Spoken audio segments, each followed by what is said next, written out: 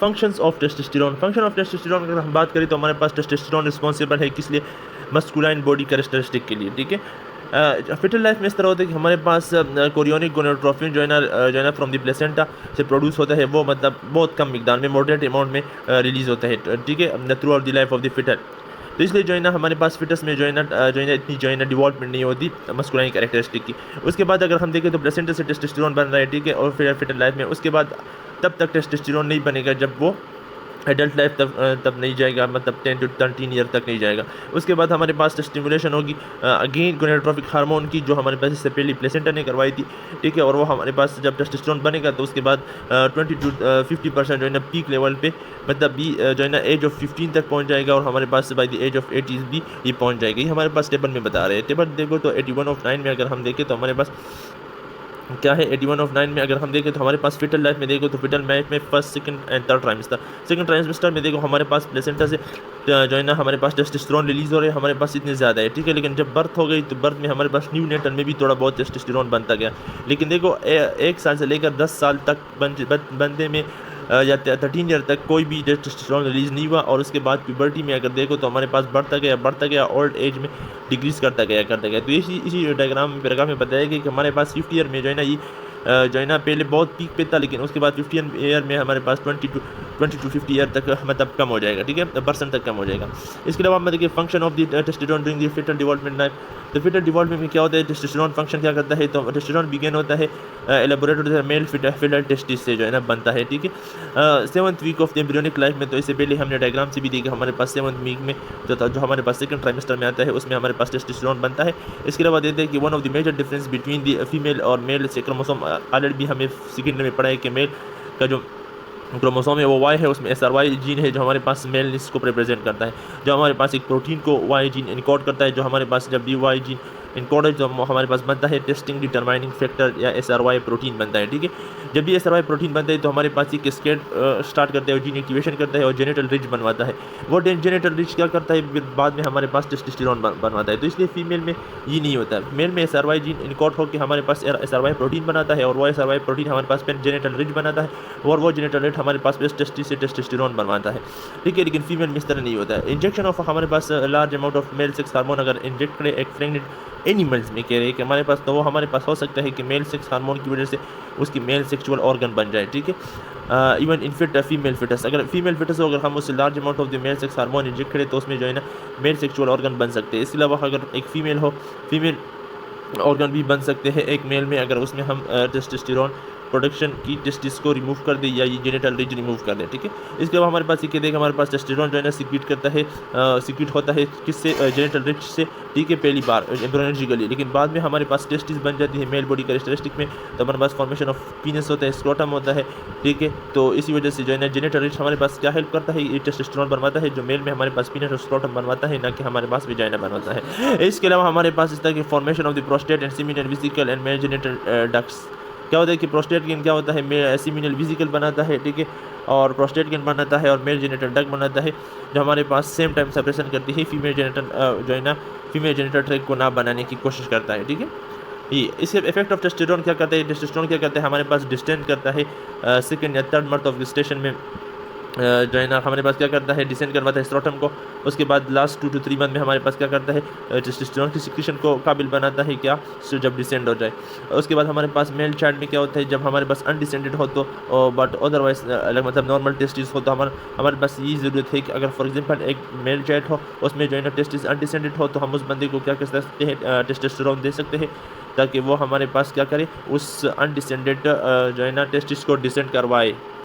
हाँ, तो हमारे पास उस बंदे को हम टेस्टोस्टेरोन देंगे ताकि वो जल्दी से जल्दी डिसेंड हो सके, ठीक है, टेस्टिस को एब्डोमेन से स्क्रोटम में। इसके अलावा अगर हम जो है ना बच्चे को गोनाडोट्रोपिक हार्मोन भी दे, तो वो हमारे पास गोनाडोट्रोपिक हार्मोन क्या करेगा, लाइटिक सेल को एक्टिवेट करेगा न्यू बॉर्न चाइल्ड में, और वो लाइटिक सेल इंटरन टेस्टोस्टेरोन प्रोड्यूस करेगा, और जब भी हमारे पास टेस्टिस डिसेंड होगी, ठीक है, तो हम जो है ना क्या कहेंगे, अगर मेल सेक्सुअल रिप्रोडक्शन के लिए, डेवलपमेंट के लिए ड्यूरिंग फिटल लाइफ में हम थोड़ा बहुत टेस्टोस्टेरोन इसलिए देंगे कि बाज़ वक्त हमें ये बहुत दिक्कत होती है कि शायद डिसेंड ना हो, तो थोड़ा बहुत ट्रीटमेंट ऑफ द टेस्टोस्टेरोन अच्छा है। इफेक्ट ऑफ टेस्टोस्टेरोन हमारे पास एडल्ट प्राइमरी सेक्सुअल कैरेक्टरिस्टिक में क्या है, हमारे पास आफ्टर प्यूबर्टी क्या होता है कि हमारे पास टेस्टोस्टेरोन सिक्रीशन ज़्यादा हो जाए तो हमारे पास पीनस, स्क्रोटम और टेस्टी जो है ना इनलार्ज होती है, ठीक है। इसके अलावा अबाउट 8 फोल्ड जो है ना before the age of 20 year से पहले जो है ना वो 24 जो है ना ग्रोथ करता है, कौन, पीनस, स्क्रोटम और टेस्टिस। इसके बाद हमारे पास जब हम टेस्टोस्टेरोन की बात करें तो हमारे पास वो एलोंगेशन नहीं करवा, जिस तरह से मतलब उसी तरह से अगर को बोन देखो तो हमारे पास मतलब हाफ एज तक वो सिर्फ लेंथ में इंक्रीज होता है। इसी तरह हमारे पास पीनस, स्क्रोटम और टेस्टिस इनलार्ज होते हैं। उसके बाद हमारे पास प्राइमरी कैरेक्टरिस्टिक तो नहीं होंगे, सेकेंडरी कैरेक्टरिस्टिक जो है ना स्टार्ट हो जाएंगे आफ्टर 20 ईयर। क्या होगा, हमारे पास मुख्तलिफ ऑर्गन्स की मेच्योरिटी हो स्टार्ट हो जाएंगी आफ्टर दी 20 ईयर, जिसमें हमारे पास आता है distribution of the body hair. 20 year के बाद क्या होगा, हमारे पास ग्रोइंग ऑफ हेयर होगी ओवर द प्यूबिस, मतलब ग्रोइंग ऑफ हेयर होंगी, पहले भी होंगी हेयर, ठीक है, ग्रोथ होंगी, लेकिन इतनी ज़्यादा नहीं होंगी जिस तरह 20 ईयर के बाद होगी। ओवर द प्यूबिस होगा and upward along the Libya, abdomen के ऊपर जो अम्बेलिकस के रीजन है वहाँ पर जो है ना हेयर की ग्रोथ होगी, फेस के ऊपर ग्रोथ होगी, चेस्ट के ऊपर ग्रोथ होगी, बैक के ऊपर थोड़ा बहुत, इतनी ज़्यादा नहीं, ठीक है। इसके अलावा हमारे पास जो है ना उधर जो है ना मेल प्रोफाइल बन जाएगा, दाढ़ी वगैरह, ठीक है। इसके अलावा हमारे पास मेल में टेस्टोस्टेरोन क्या कर सकता है, growth of the hair on the head, top of the head, ठीक है। जिस मेल में हमारे पास जेनेटिकली भी बार्डिज्म हो सकती है और टेस्टोस्टेरोन की वजह से भी बार्डिज्म हो सकती है। जिस बंदे में हमारे पास टेस्टोस्टेरोन ज़्यादा बन रहा है उस बंदे में हमारे पास बार्डिज्म हो सकता है। तो ये हमारे पास बार्डिज्म जो है ना हमारे पास 2 फैक्टर की वजह से होता है, या तो जेनेटिक बैकग्राउंड की वजह से हो सकता है, या हमारे पास जो है ना large quantity of androgenic hormone जो है ना जो यूज़ कर रहा होता है, ठीक है। और इसके अलावा हमारे पास अगर हमारे पास एंड्रोजेनिक हार्मोन ट्यूमर्स हो जाए एड्रिनल, ठीक है, एंड्रोजेनिक ट्यूमर्स हो जाए वोमेन में, तो हमारे पास वोमेन में भी हमारे पास मेल की तरह बार्डिज्म हो सकता है। इसके अलावा इफेक्ट ऑन वॉइस में क्या होगा कि हमारे पास क्या करेगा, हाइपरट्रोफी ऑफ द लैरिंक्स करेगा, एनलार्जमेंट ऑफ द लैरिंक्स करेगा, जिसकी वजह से जो है ना वॉइस जो है ना वो बड़ा बड़ा मोटा मोटा क्रैकिंग साउंड होगा, ठीक है। और टाइपिकली मस्कुलाइन वॉइस, और हम क्रैकिंग साउंड भी कह सकते हैं और मस्कुलाइन वॉइस भी क्या कर सकते हैं, कह सकते हैं। इसके अलावा हमारे पास टेस्टोस्टेरोन क्या करता है, इंक्रीज़ करता है थिकनेस ऑफ द स्किन और एंड डिवॉल्पमेंट ऑफ दी वेलमी। तो मेल में क्या होगा कि जब भी हमारे पास टेस्टोस्टेरोन बनेगा तो एक्नी डिवॉल्प हो जाएगी। इसके अलावा जो है ना फीमेल की बनस्बत जो है ना उसमें स्किन मोटा होगा और बहुत ज़्यादा जो है ना सबीशियस ग्लैंड्स होगी, जिसकी वजह से सबीशियस ग्लैंड की ज़्यादा सिक्रीशन की वजह से क्या होगा, हमारे पास एक्नी होगी। इसके अलावा हमारे पास इंक्रीज टेस्टोस्टेरोन में हमारे पास होगा मेल एल्डिजन्स में कि हमारे पास एक्नी भी हमारे पास बन सकती है।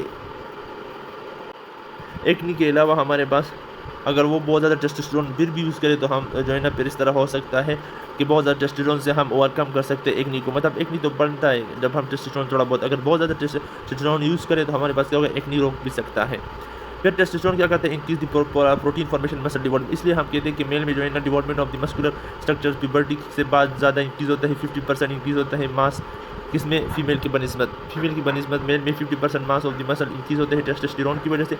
इसके अलावा increase the protein in non muscle part of the body, जिसमें मसल ना भी हो उस वहाँ पर भी जो है ना हमारे पास क्या होगी, मसल डिवॉल्पमेंट हो जाएगी। और हमारे पास मसल डिवॉल्पमेंट तो नहीं होगी लेकिन हमारे पास वो जगह बड़ा बड़ा दिखाएगा। Deposition of the protein in the skin हो गया, जो है ना चेंजेस इन द वॉइस, किस लिए होगा, हाइपरट्रोफी इसी प्रोटीन की डिपोजिशन की वजह से होगी। प्रोटीन स्किन के ऊपर डिपोजिट होगा तो स्किन पर क्या होगा, थिक होगा, ठीक है। इसके अलावा हम देखें तो हमारे पास प्रोटीन क्या करेगा, टेस्टोस्टेरोन क्या करते हैं, प्रोटीन की एनाबॉलिज्म करते हैं, मतलब प्रोटीन की फॉर्मेशन करता है, ना कि प्रोटीन को बॉडी में यूज़ करता है। इसके अलावा हमारे पास ग्रेट इफेक्ट ऑफ टेस्टोस्टेरोन क्या है, एंड्रोजन में हमारे पास मस्कुलर इफेक्ट है। इसके अलावा हमारे पास एथलीट में ज़्यादा से ज़्यादा प्रोटीन इसलिए यूज़ करते हैं या टेस्टोस्टेरोन इसलिए यूज़ करते हैं एथलीट्स, ताकि टेस्टोस्टेरोन की वजह से उसकी मसल परफॉर्मेंस अच्छी हो, ठीक है। और हमारे पास एक्सेसिव के बारे में मैंने कहा कि बार्डिज्म विकास कर सके, इसलिए हम टेस्टोस्टेरोन को या साइनेटिक एंड्रोजन को हम क्या कहते हैं, सिंथेटिक एंड्रोजन को यूथ हार्मोन भी कहते हैं, क्योंकि हमारे पास ये यूथ में जो है ना यूथ हार्मोन इसलिए कहते हैं, जब ओल्ड एज में हम टेस्टोस्टेरोन एक बूढ़े बंदे को दे दें तो हमारे पास क्या होगा, उसकी मसल की मास इंप्रूव हो सकती है। इसके अलावा हमारे टेस्टोस्टेरोन इंक्रीज करता है बोन मैट्रिक्स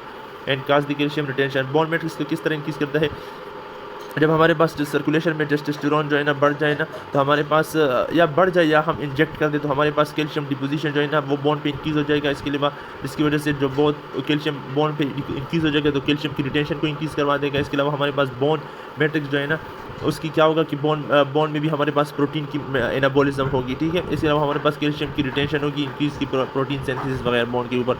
टेस्टोस्टेरोन क्या करता है, हमारे पास करता है नैरो पेल्विक आउटलेट को नैरो करता है, ठीक है। मेल में लेंथन करता है पेल्विक को, ठीक है। इसके अलावा अगर हम देखें तो हमारे पास फनल शेप बनाता है, ठीक है, ना कि मतलब गोल सा बनाता है, ठीक है, ओवल शेप बनाता है जिस तरह फीमेल पेल्विस होता है। इसके अलावा हमारे पास पेल्विस को स्ट्रॉन्ग बनाता है, क्योंकि मेल क्या करता है, वेट बेयर वगैरह करता है, बहुत काम करता है, ना कि हमारे पास प्रेगनेंसी के लिए। प्रेगनेंसी में हम पेल्विस को नरम रखेंगे ताकि डिलीवरी में आसानी हो। इसके अलावा हमारे पास एबिलिटी ऑफ द टेस्टोस्टेरोन ये है कि हमारे पास इंक्रीज करे size and strength of the bone, ठीक है, और ऑस्टियोपोरोसिस से जो है ना हमारे पास बोन को बचाए। तो इसलिए टेस्टोस्टेरोन हम जो है ना ओल्ड एज में देते हैं ताकि हमारे पास ऑस्टियोपोरोसिस से बचे। इसके अलावा हमारे पास ग्रेटर क्वांटिटी ऑफ टेस्टोस्टेरोन क्या करेगा, हमारे पास एबनॉर्मली क्या करेगा, बच्चे को वक्त से पहले बड़ा बना देगा, बोन बच्चे को वक्त से ही ग्रोथ में डाल देगा, बच्चे को वक्त से ही हाइट दे देगा टेस्टोस्टेरोन, ठीक है। इसके अलावा हमारे पास टेस्टोस्टेरोन क्या करते हैं, एपिफिजियल को भी, लॉन्ग बोन को भी जल्दी से यूनाइट करवा लेता है। तो बाजू का शायद बंदा जो है ना ड्वार्फ ही रहे और बाजू का बंदा एलोंगेट ही हो, ठीक है। तो डिपेंड करता है, ठीक है, इफेक्ट पे। इसके अलावा नॉर्मल मेन में हमारे पास final adult height slightly less than which is occur in the male before the puberty. अगर हम एक बंदे को पहले से टेस्टोस्टेरोन दे चाइल्ड बर्थ से पहले, मतलब प्यूबर्टी से, तो उस बंदे की हाइट मुतासर हो सकती है एक नॉर्मल बंदे से, क्योंकि हमारे पास जल्दी से जल्दी एपिफिजियल प्लेट बाइंड हो सकते हैं। टेस्टोस्टेरोन क्या करता है, बेसिक मेटाबॉलिक रेट को इंक्रीज करता है, कि हमारे पास जब टेस्टोस्टेरोन हम ज़्यादा यूज़ करें तो हमारे पास 50% अबाव से जो है बेसिक मेटाबॉलिक रेट इंक्रीज हो गया। इसके अलावा हमारे पास क्वांटिटी ऑफ टेस्टोस्टेरोन अगर सिक्रीट करे टेस्टिस ड्यूरिंग एडल्ट टाइप, तो हमारे पास क्या होगा, मेटाबॉलिक रेट इंक्रीज हो सकता है 5 to 10%। इसके अलावा अगर हम देखें तो रेट ऑफ मेटाबॉलिज्म जो है ना इनडायरेक्टली रिजल्ट करता है टेस्टोस्टेरोन पे, क्योंकि हमारे पास रेट ऑफ मेटाबॉलिज्म क्या करता है, इनडायरेक्ट इफेक्ट ये है कि हमारे पास प्रोटीन की एनाबॉलिज्म होगी। जब प्रोटीन ज़्यादा बनेगा तो हमारे पास क्या होगा, एक्टिविटीज़ ऑफ दिस जो है ना क्या होगी, सेल इंक्रीज हो जाएगी, ठीक है। ज़्यादा प्रोटीन ज़्यादा activities of this cell. Testosterone क्या करता है, रेड ब्लड सेल प्रोडक्शन में बहुत ज़्यादा इंपॉर्टेंट रोल अदा करता है, ठीक है। किस तरह के हमारे पास में नॉर्मल क्वांटिटी ऑफ टेस्टोस्टेरोन हमारे पास बॉडी में इंजेक्ट हो जाए एडल्ट में, तो हमारे पास वो इंक्रीज़ कर सकता है 15 to 20% from the normal level of the red blood cell. इसके अलावा हमारे पास होता है कि एवरेज मेल में हमारे पास क्या होता है, 70 लाख हमारे पास रेड ब्लड सेल होते हैं, ठीक है, पर मिलीमीटर। हमारे पास वोमेन में तकरीबन 52 लाख होते हैं। इसके अलावा हमारे देखें टेस्टोस्टेरोन क्या करते हैं, इंक्रीज द हेमोक्रेट। जब रेड ब्लड सेल ज़्यादा बनेगा तो हमारे पास रेड ब्लड सेल की काउंट ज़्यादा होगी, जिसके वजह से हमारे पास हेमोक्रेट बढ़ जाएगा। इसके अलावा हमारे पास ये नहीं करता कि टेस्टोस्टेरोन हमारे पास एरिथ्रोपोइटिन को अफेक्ट करता है और इसे कहता है बोन मैरो के हमारे पास रेड ब्लड सेल, ये क्या करते हैं, हमारे पास ब्लड सेल की प्रोडक्शन को इंक्रीज़ करवाता है इनडायरेक्टली, ठीक है। इनडायरेक्टली हमारे पास रेड ब्लड सेल की प्रोडक्शन को इंक्रीज़ करवाता है, ना कि डायरेक्टली एरिथ्रोपोइटिन पर एक्ट करता है। इसके अलावा हमारे पास इलेक्ट्रोलाइट एंड वाटर बैलेंस पे क्या असरात है, हमारे पास स्टीरॉयड हार्मोन है। इसके अलावा हमारे पास स्टीरॉयड हार्मोन है तो हमारे पास क्या करेगा, सोडियम की एब्जॉर्प्शन को इंक्रीज़ करेगा डिस्टल कन्वोल्यूटेड ट्यूब्यूल में। टेस्टोस्टेरोन मतलब एल्डोस्टेरोन की बात करें यहाँ पर, कि हमारे पास स्टीरॉयड हार्मोन है, ठीक है। जब हम इंजेक्ट करेंगे तो हमारे पास एल्डोस्टेरोन क्या करेगा, एड्रेनल मिनरलोकॉर्टिकॉइड। मिनरलोकॉर्टिकॉइड कौन सा है, हमारे पास एल्डोस्टेरोन मिनरलोकॉर्टिकॉइड है, वो हमारे पास क्या करेगा, हमारे पास इलेक्ट्रोलाइट वाटर बैलेंस की मेंटेनेंस करेगा, वाटर सोडियम को इंक्रीज़ करवाएगा, पोटेशियम और हाइड्रोजन को बॉडी से निकालेगा।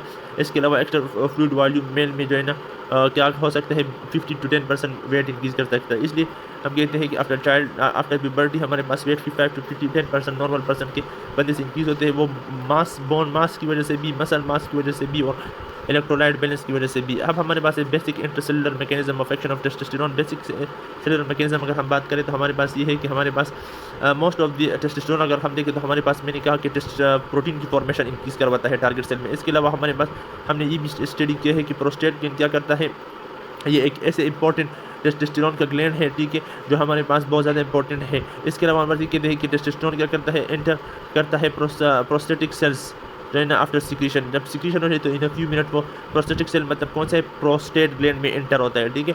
और ये क्या करता है, जब हमारे पास टेस्टोस्टेरोन आएगा प्रोस्टेट ग्लैंड में तो हमारे पास under the influence of the 5 alpha reductase, वो 5 अल्फा रिडक्टेज इस टेस्टोस्टेरोन को कन्वर्ट करेगा डाईहाइड्रोक्सी टेस्टोस्टेरोन। क्योंकि हमारे पास प्रोस्टेट ग्लैंड क्या है, एक टिश्यू है जहाँ पर हमारे पास इससे पहले भी हमने क्या होता है कि फिक्स्ड फॉर्म में नहीं, फिक्स्ड फॉर्म में हमारे पास टेस्टोस्टेरोन होते हैं जिसे हम कहते हैं डाईहाइड्रोक्सी टेस्टोस्टेरोन। जो हमारे पास इंटरन बाइंड होगा, ये हमारे पास क्या है, स्टीरॉयडल है, तो हमारे पास इसका रिसेप्टर के अंदर होगा, साइटोप्लाज्म में होगा या हमारे पास न्यूक्लियस में होगा। जब वो हमारे पास वहाँ पर बाइंड होगा तो वो हमारे पास सेल के अंदर क्या करेगा, प्रोस्टेट ग्लैंड के सेल के अंदर हमारे पास डीएनए आरएनए की ट्रांसलेशन करवाएगा। जब बहुत ज़्यादा आरएनए बनेंगे तो ज़्यादा से प्रोटीन बनेगा और हमारे पास प्रोस्टेट ग्लैंड क्या करेगा, इंक्रीज़ करेगा, मतलब प्रोटीन सिंथेसिस वगैरह इंक्रीज़ करेगा। इसलिए हम कहते हैं प्रोस्टेट ग्लैंड बहुत ज़्यादा इंपॉर्टेंट है, क्योंकि ये टेस्टोस्टेरोन को कन्वर्ट करता है डाईहाइड्रोक्सी टेस्टोस्टेरोन को, प्रोटीन सिंथेसिस में हेल्प करता है। इसके अलावा हमारे पास टेस्टोस्टेरोन क्या करता है, इफेक्ट करता है टारगेट ऑर्गन पर, स्पेशली हमारे पास primary and secondary sexual characteristic के लिए। इसके अलावा हमारे पास आता है कि हमारे पास रिसर्च स्टडी हमने करवाया था कि हमारे पास जो है ना स्टीरॉयडल हार्मोन या तो repeat non genomic effect cast करेगा synthesis of the new protein को, या जो है ना हमारे पास फिजियोलॉजिकल ब्लॉक करेगा, मतलब या तो हमारे पास टेस्टोस्टेरोन का इनडायरेक्टली इफेक्ट है। पहले एक को बताया, फिर दूसरे को बताया, फिर ये नहीं डायरेक्ट जाकर हमारे पास डीएनए पे लगा ना, पहले इसे कन्वर्ट किया डाइहाइड्रोटेस्टोस्टेरोन में, उसके बाद हमारे पास इसने प्रोटीन सिंथेसिस करवाया। Control of the male sexual function अगर हम देखें तो हमारे पास मेजर जो है ना सेक्सुअल फंक्शन जो है ना मेल एंड फीमेल का, वो कौन कंट्रोल करता है? वो हमारे पास कंट्रोल करता है gonadotropin releasing hormone by the hypothalamus. जब गोनाडोट्रोपिन रिलीजिंग हार्मोन हाइपोथैलेमस से रिलीज होगा तो वो हमारे पास क्या करेगा? वो हमारे पास एक्टिवेट करेगा गोनेडोट्रोपिक हार्मोन को, एफएसएच को, एलएच को। एलएच क्या करता है? प्राइमरी स्टिमुलस होता है, किस लिए स्टिमुलस होता है? हमारे पास testosterone by the testis. And FSH क्या करता है? स्पर्मेटोजेनेसिस। एफएसएच क्या करता है? स्पर्मेटोजेनेसिस करता है। और ल्यूटिनाइजिंग हार्मोन क्या करता है? सर्टुली सेल के जरिए हमारे पास क्या करता है ना, सॉरी, हमारे पास इनडायरेक्टली क्या करता है? हमारे पास लाइडिक के जरिए क्या करता है? टेस्टोस्टेरोन की फॉर्मेशन करवाते हैं। एफएसएच हमारे पास स्पर्मेटोजेनेसिस में काम करता है, इससे पहले में हमने पढ़ा था। जीनारेच क्या करता है? ये हमारे पास क्या करते हैं? जीनारेच के 10 अमाइनो एसिड पेप्टाइड होते हैं, ये हमारे पास आर्कुएट न्यूक्लियस और न्यूक्लियाई ऑफ द हाइपोथैलेमस में पड़ा रहता है। ये हमारे पास through the median eminence of the hypothalamus जो है ना पिट्यूटरी ग्लैंड से through the median eminence connect होता है, पिट्यूटरी स्टाक कनेक्ट होता है। इसके अलावा हमारे पास through the hypophyseal hypoportal system के जरिए, इसलिए हमारे पास इसके अलावा हमें फिजियल हाइपोफोरल ट्रैक के जरिए ये कनेक्ट होता है। तो हमारे पास हाइपोथैलेमस 3-4 चीज़ों के जरिए नीचे कनेक्ट होता है पिट्यूटरी में। First median eminence, pituitary stock, दूसरा हमारे पास हाइपोफिजियल हाइपोप्रोटल सिस्टम, तीसरा हमारे पास हाइपोफिजियल हाइपोप्रोटल ट्रैक, और इसके अलावा हमारे पास ब्लड वेसल्स वगैरह जो हमारे पास इस वस्कुलर सिस्टम में, इसलिए ऑलरेडी मैंने कहा। तो ये क्या करेगा? जब भी हमारे पास ये सिग्नल जो है ना हाइपोफिजियल ब्लड सिस्टम के जरिए आएगा तो वह हमारे पास रिलीज करेगा गोनाडोट्रोपिन, एफएसएच एंड एलएच। ठीक है, जब भी गोनाडोट्रोपिन रिलीज हार्मोन जो है ना हमारे पास जो है ना 1 फ्यू मिनट जो है ना इससे लेकर 1 से 3 आवर होगा तो हमारे पास ये intensity of the hormone stimulus define करेगा। ठीक है, अगर इस हार्मोन की सिक्रेशन जीएनआरएच की ज़्यादा होगी, फ्रीक्वेंसी ज़्यादा होगी, तो एफएसएच एंड एलएच ज़्यादा बनेगा, और हमारे पास जब भी जीएनआरएच ज़्यादा होगा तो हमारे पास एफएसएच एलएच ज़्यादा होगा। हाथों पर कहते हैं हमारे पास एलएच क्या करता है? एंटीरियर पिट्यूटरी ग्लैंड से रिलीज होता है साइक्लिकली, मतलब एक खास पैटर्न में। एफएच एलएच दोनों जो है ना एट अ टाइम पे दोनों रिलीज नहीं होते बहुत। ठीक है, बाज़ औक़ात follicle initial stage of sexual life में हमारे पास एफएसएच बनता है, बाद में हमारे पास एलएच बनता है। ठीक है, फीमेल में देखो, मेल में देखो तो हमारे पास पहले टेस्टोस्टेरोन की फॉर्मेशन के लिए एलएच ज़्यादा होगा, फिर एफएसएच जो है ना स्पर्मेटोजेनेसिस के लिए ज़्यादा होगा। ठीक है, तो ये हमारे पास एक दूसरे की बनिस्बत थोड़े बहुत कभी और कोई इंक्रीज़ कभी कोई इंक्रीज़। ठीक है, तो हमारे पास जीएनआरएच जो है ना widely known as the luteinizing hormone, इसलिए हम ल्यूटिनाइजिंग हार्मोन कहते हैं कि हमारे पास जीएनआरएच का ज़्यादातर इफेक्ट ल्यूटिनाइजिंग हार्मोन पे है, ताकि वो ज़्यादा से ज़्यादा टेस्टोस्टेरोन करें। अगर टेस्टोस्टेरोन होगा तो हमारे पास स्पर्मेटोजेनेसिस होगा, टेस्टोस्टेरोन ना होगा तो स्पर्मेटोजेनेसिस का हमने क्या करना है? अचार डालना है। इसके अलावा हमारे पास गोनाडोट्रोपिक हार्मोन क्या है? Luteinizing hormone and follicle stimulating hormone. तो गोनाडोट्रोपिक हार्मोन हमारे पास ये दोनों क्या है? हार्मोन है। ठीक है, अब इसकी बात हम नेक्स्ट वीडियो में करते हैं।